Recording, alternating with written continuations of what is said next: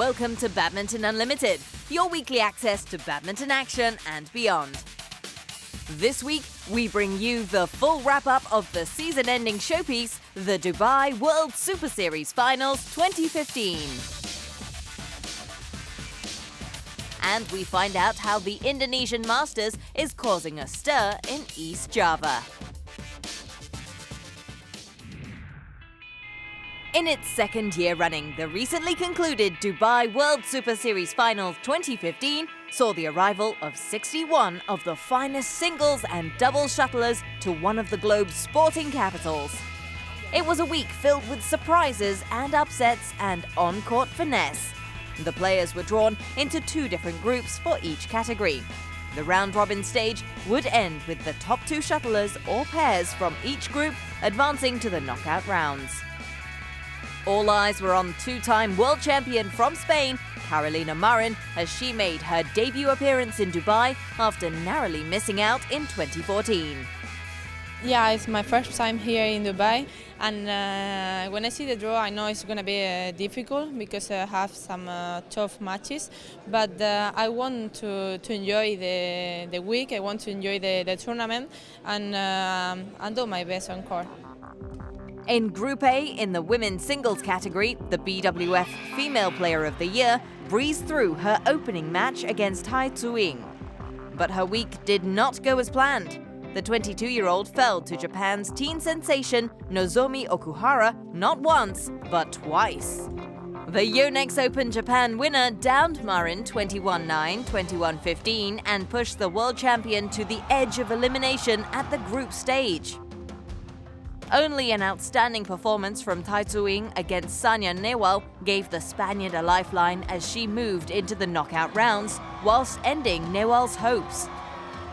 Over in Group B, 2011 World Superseries Finals champion China's Wang Yihan had to fend off Thailand's Ratchanok Intanon and compatriot Wang Shixian, both in 3 games to top the table. In the knockout stage, Carolina Marin had a rematch with Nozomi Okuhara. The Japanese shuttler was too much for the world number one as she triumphed with a combination of subtlety and invention. With a final score of 21-11, 21-12, Okuhara became the first Japanese women's singles player to be assured of a medal in the season-ending finale. I think she's in a better performance than me. And yeah, she's doing really good in this tournament, and I think she's going to be the winner. Okuhara went on to set up an exciting meeting with Wang Yihan after the China player made easy work of Ratchanok Intanon. While the women's singles bade farewell to the in-form star, another category also threw up a surprise. World number one Chen Long could not finish his impressive season with a bang at the Hamdan Sports Complex. Matching Chen in height and physique, Denmark's Victor Axelsen conjured up every trick in the book to overcome the defending champion in their semi-final battle. It was the first time the world number 6 had defeated the double world champion. I think that I simply just tried to go out there, enjoy it, and try to focus on what exactly I had to do to win the next point. It's easy to say and hard to do on court, but today I succeeded. In the other semi-final, Japan's Kento Momota's unbeaten streak in the tournament continued after he triumphed in 2 tight games against Denmark's number 1 men's singles shuttler Janno Jorgensen. The final score 21-19, 21-18 to set up a showdown versus Jorgensen's compatriot Victor Axelsen in the final. An early exit of the world and Olympic champions in women's and mixed doubles left both categories wide open. Zhao Yunlei, who pushed through 4 matches with partners Tianqing and Zhang Nan, withdrew from the tournament with a knee injury. The semi-finals of the women's doubles saw 2013 World Superseries Finals champions Denmark's Christina Pedersen and Camilla Ritterjul move one step closer to regaining their title when they turned the table on Victor Korea Open winners Nitya Krishinda Maheswari and Gracia Polly. The Indonesian pair had beaten them in the group stage. While over to the other semi-final matchup, China's double trouble Luo Ying and Luo Yu halted Japan's Misaki Matsutomo and Ayaka Takahashi's quest to defend their crown. With China's Zhang Nan and Zhao Yunlei out of the race, the Dubai World Superseries finals title in mixed doubles was going to change hands. Korea's Ko Sung-hyun and Kim Ha-na qualified for the final after ending Hong Kong's Reginald Lee Chun-hei and Chao Hoi-hwa's run. England's Hope, husband and wife duo Chris and Gabrielle Adcock also booked their place in the final after taking down the tandem from Indonesia, Praveen Jordan and Debbie Susanto. We came here to get to that final and we want to try and win it. We believe that on the day we can beat any pair, but at the minute we're just taking in this win and we're absolutely thrilled, and our coaches I think are even happier, so yeah, it's nice. Over in the men's doubles, the male duo of the season, Korea's Lee Young-dae and Yoo Yeon-seong, were leaving a trail of victims en route to the Final Four. But they came up short, albeit with lots of exchanges of blows, in their rematch with world champions Indonesia's Muhammad Ahsan and Hendra Setiawan in the semis. 일단 첫 세트 때 좀 밀린 경기를 했었는데 It was a tough match. They started very strongly, but we played much better in the second game. But they were just too good in the decider, and we couldn't raise our game. So, we're quite disappointed. 제가 밀렸던 게 오늘 게임에 좀 어렵게 풀어가지 않았나 그렇게 생각하고 있습니다. The Indonesians booked a finale against last year's runners-up, China's Chai Piao and Hong Wei, who overthrew All England champions Denmark's Matthias Bo and Carsten Mogensen. We will bring you all the highlights from the finals later in the show. Expect more fireworks as the world's best face off at the Hamdan Sports Complex. It's time to test your badminton knowledge. This week, we want you to guess who this person is. I am a doubles specialist. I partner my sister in the mixed doubles. I used to play men's doubles with Hendra Setiawan. We'll give you the answer after the break.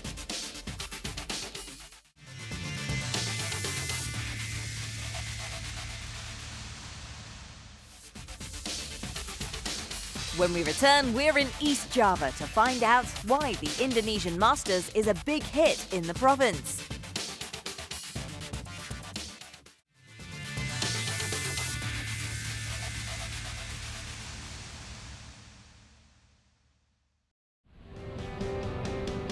As far as Indonesian badminton is concerned, the highlight on the country's domestic calendar would be the Indonesia Open.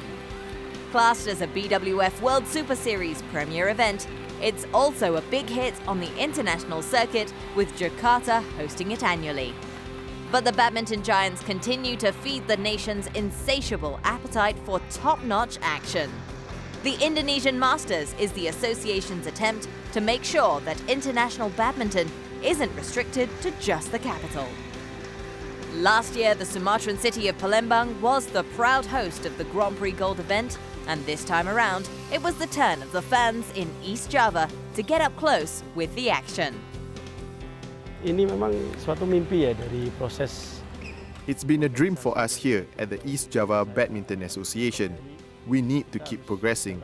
Previously, we were only hosting international challenges, but finally, we got a Grand Prix Gold event. Berapa tahun akhirnya bisa tembus Grand Prix Gold. It's good to involve the local PPSI to understand how to stage the international event, what it requires and everything. So far, the response is pretty good. As you see downstairs, they even pay quite good money, so it's not bad actually. Our cameras were in Malang recently to check out the badminton buzz filling the city. After 5 years, the Indonesia Masters tournament has finally made its way to East Java's second largest metropolis. Setiap tahun kita mencoba melaksanakan turnamen ini berganti-ganti. Every year we try to hold this tournament in different places. Before Palembang, we had it in Yogyakarta. This year we had the intent to move it to Java, specifically East Java. The first choice would have been Surabaya, but because the city has always held tournaments, we narrow it down to 2 cities. We finally choose the one with the better facilities, and that's here in Malang, the Graha Cakrawala Sports Hall. Kita menemukan satu kota yang mempunyai fasilitas yang cukup baik, Itu Geraha Cakrawala di Malang ini. For 6 days, local badminton enthusiasts were able to witness international players strutting their stuff right in their own backyard. But before the action could take center stage, a lot of hard work had to be put in by both local and national administrators. This, especially with the high tournament standards Indonesia prides itself on having. This event, the GPG event, we are working together with the local PBSI. And also sometimes we have to make sure they are the same page with us, the same vision. As you know that the Indonesian tournament has been known as a good tournament. So it's not easy, but we have to do it. Yang paling penting adalah support dari Wali Kota Malang yang memberikan green light untuk bisa. The most important thing is the support given by the Malang government, who gave us the green light for this event, so preparations have met with few challenges. Given our own professionalism and hard work, I guess we haven't had any problems until today. Saya kira tidak ada masalah sampai hari ini ya. So when everything has been put in place and everyone connected has understood their role, the outcome can only be positive. Di sini saya merasa seperti It feels like playing at a Super Series event. There are lots of spectators and their support is the same as in Jakarta. I love it here. Sangat ramai. Saya suka sekali di sini. Setiap tahun kita mencoba. It feels great to be here. Usually they are in Jakarta, so when it's in Malang, we are delighted. It's like, when can we have it again? Dan memang tahun ini.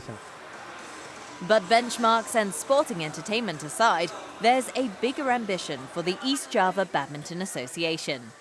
The administrators hope that by bringing top-class events closer to the locals, many will be inspired to take up the sport professionally and deepen the talent pool for the continued success of its national team. Efek domino pasti ada. Di klub-klub itu akan.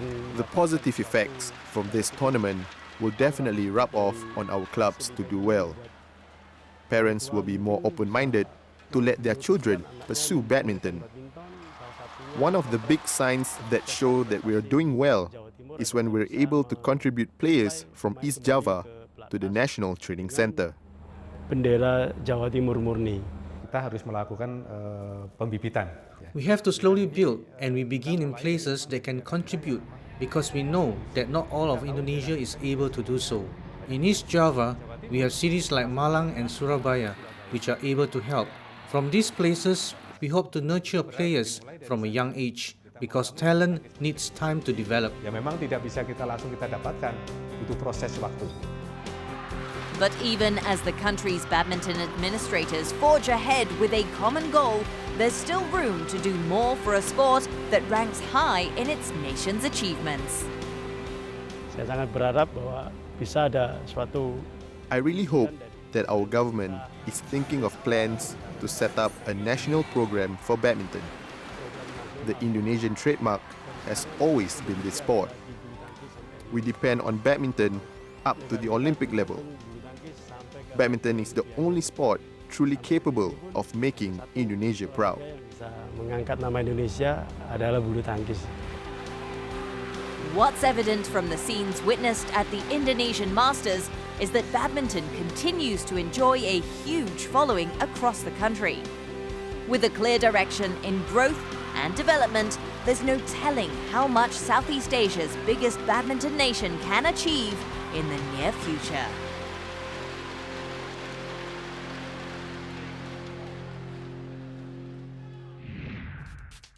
Earlier in the show, we asked you to guess who this person is. I am a doubles specialist.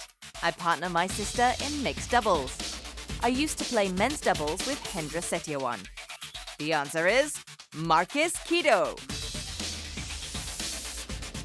The Indonesian shuttler had an impressive partnership with Hendra Setiawan in men's doubles.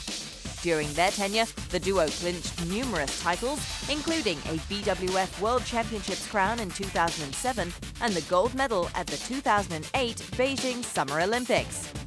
Still going strong in the international circuit, the 31-year-old also teams up with his sister, Pia Zebediah Bernadette, in mixed doubles.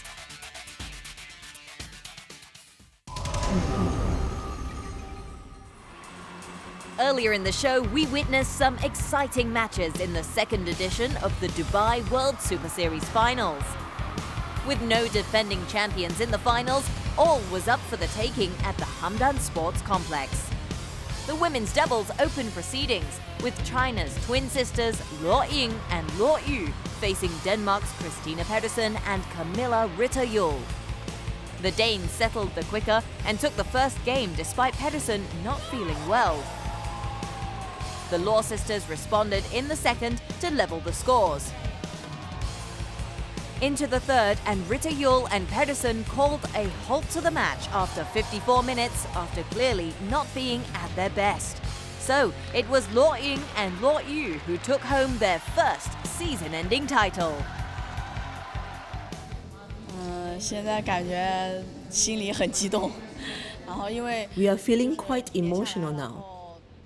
To be in Dubai for such a prestigious tournament was reward enough for the good performances we've put in all year. So to win it, it's like a dream come true for us. So we are really 这 happy. 一次拿到了以后，感觉心里就是很激动嘛，也很开心。 Next up was the mixed doubles. In the biggest shock of the day, it was England's Chris and Gabrielle Adcock who claimed the title, after battling past Yonex Denmark and French Open winners Korea's Ko Sung-hyun and Kim Ha-na. The final score 21-14, 21-17. The husband and wife duo also became the first English players to win the World Superseries finals title since its inception in 2008. We're so happy. I mean, it's a level that we know we can play at, but obviously we need to make sure we're more consistent at that level. But yeah, I think we just enjoyed ourselves this week. We love this place, we love this tournament, and we love playing together. So yeah, we just really enjoyed and played some really good stuff this week. Japan's Nozomi Okuhara was next on court as she took on former world #1 China's Wang Yihan in the women's singles. In a tough opening game, it was Okuhara who prevailed to sneak ahead. The second was just as compelling, with the Japanese teenager battling back from being down to complete the win.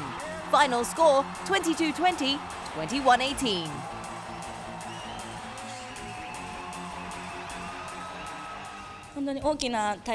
I have been struggling to win another title this year, and winning this definitely gives me more confidence. The men's singles next, as Japan's Kento Momota went up against Denmark's Victor Axelsen. Despite the hype ahead of this showdown, it turned out to be a very straightforward affair as Momota cruised to victory in straight games. Final score 21-15, 21-12.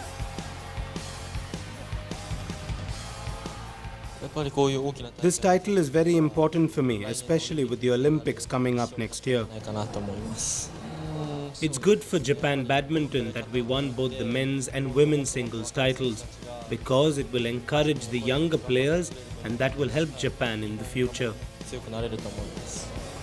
The men's doubles completed the tournament. Indonesia's Muhammad Ahsan and Hendra Setiawan, who were looking to end the season on a high, went up against last year's runners-up, China's Cai Biao and Hong Wei. With the noise level of the crowd almost rivaling the atmosphere at the Astora, both pairs took turns getting the better of each other, taking the match to a deciding third game. Relying on their experience and matching the speed of the younger pair, Muhammad Ahsan and Hendra Setiawan emerged victorious, winning their second World Superseries finals title. The final score 13-21, 21-14, 21-14. And that concluded another successful Dubai World Superseries finals. A wonderful showcase for badminton as the sport continues to expand and grow.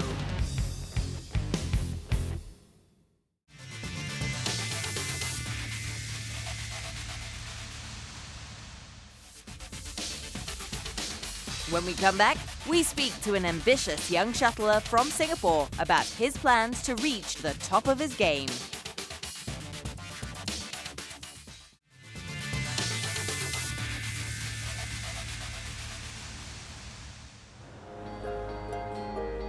Singapore badminton has been dealt a series of blows lately. A spate of retirement, including Commonwealth bronze medal double specialist Chayot Triachart, has plunged the national side into a mini crisis, with chances of making it to the Olympics looking slim. But whilst the senior ranks have been having a hard time, the juniors have been making strong progress. 18-year-old Lo Kian Yu surprised many earlier this year when he claimed the bronze in men's singles at the Southeast Asian Games. And there are others come through the ranks who may well prove as successful. Meet Hong Fei Lut, the ambitious 15-year-old with a burning desire to be the best. For every sportsman in Singapore, Olympic champion. That's the ultimate goal, you know. Other than that, I like to win some tournaments as well. You know, I think I have the potential to win some. Obviously, I also have to keep training, also to be like one of the top in the world when I grow up. That kind of competitive ambition and desire to win has always been with Hong Fei. Even at an age when most of us are getting to grips with the concept of sports, the energetic preschooler was determined to be a winner. When I was in kindergarten, I went to Malaysia with my family. So before I started, my brother's already playing badminton.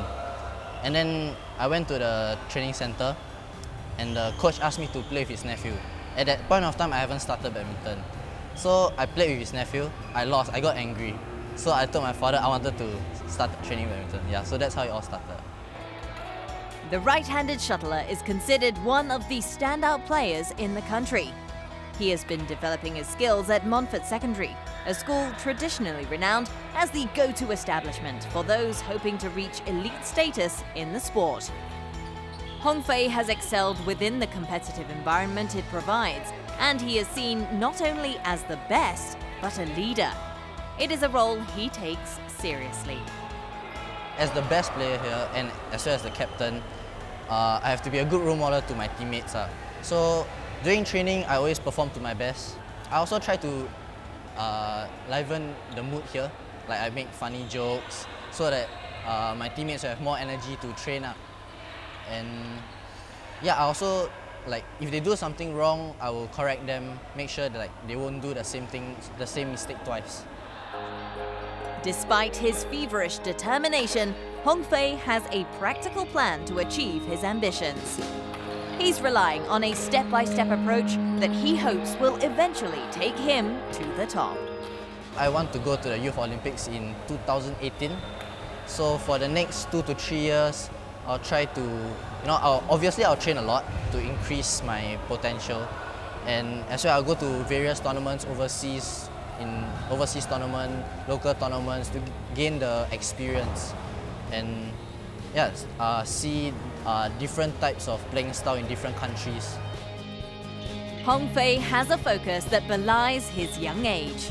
An articulate, determined and passionate player developing his undoubted talent at one of the best badminton schools the country has to offer. These are the ingredients of which champions are made. So though the Singapore national team is going through a time of renewal, they can be assured that they have quality just below the surface.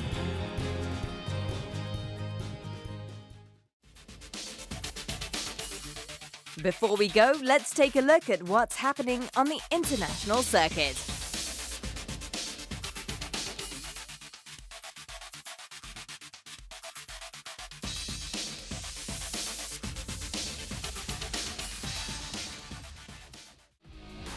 Get connected with us. Log on to these websites for videos and photos and get the latest news and information on all things badminton.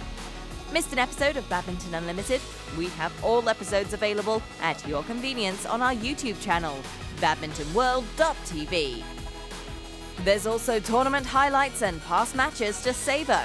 All the best badminton clips are just a click away.